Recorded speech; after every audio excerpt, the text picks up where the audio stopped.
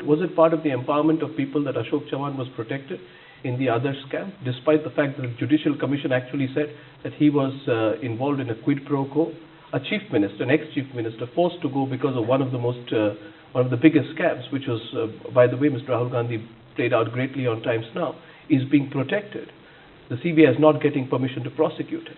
Why? Now, what is you can say all this, Mr. Rahul Gandhi, about the legislative framework to fight corruption, but my question to you is more fundamental. You have not shown the political will to use your tremendous influence to ensure that Ashok Chavan faces justice. You said a little bit and you moved back. Why are you still protecting Ashok Chavan? I'm sorry, the Congress party, wherever we have had issues of corruption, we have taken action on every front. No. We are the ones who brought the RTI, which is the single biggest weapon against corruption, and we got it ourselves.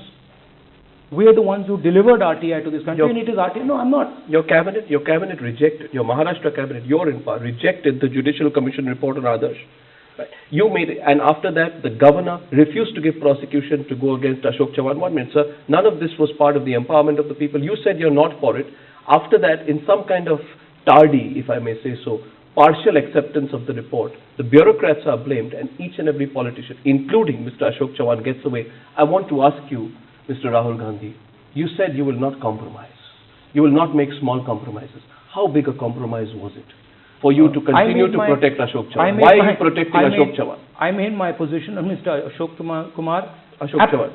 Chauhan absolutely clear. I made it in front of a press conference. I made it absolutely clear exactly what I thought about that issue. Let me go back again to the issue at hand. The issue at hand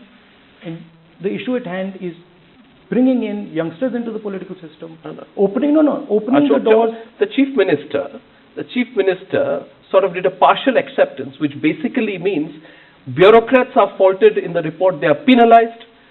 Indicted politicians get away.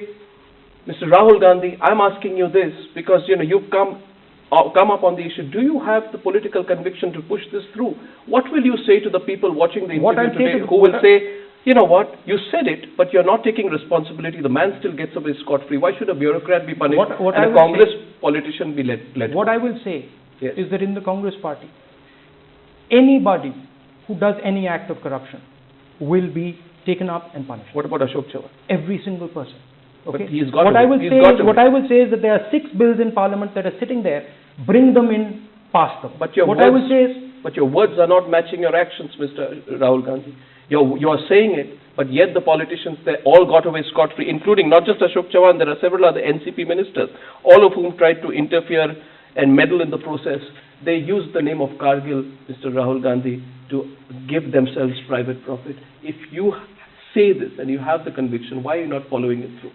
I have made it absolutely crystal clear, right in front of the press, what I think about this issue. But nothing happened. What do you mean nothing happened? Ashok Chavan Ashok Chavan faces no action. Absolutely not. What all I'm saying is that anybody, regardless of who he is, if there is any corruption done by any Congress person, we will take action. Would you like to see Ashok Chavan facing action? We have punished our own ministers. We have put the most powerful bills in the Parliament House. Please get those bills passed.